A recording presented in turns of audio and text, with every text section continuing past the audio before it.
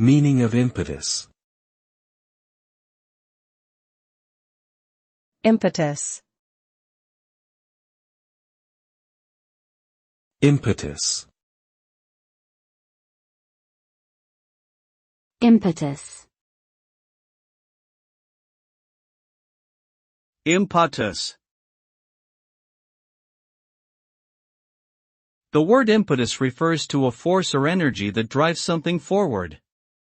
It can be a physical force or a mental one, and it is often associated with momentum or acceleration. When something receives an impetus, it gains the motivation or push it needs to move or progress. This can lead to positive outcomes, such as the completion of a project or the achievement of a goal. On the other hand, if something lacks impetus, it may stall or stagnate. Therefore, impetus is often seen as an important factor in personal and professional success.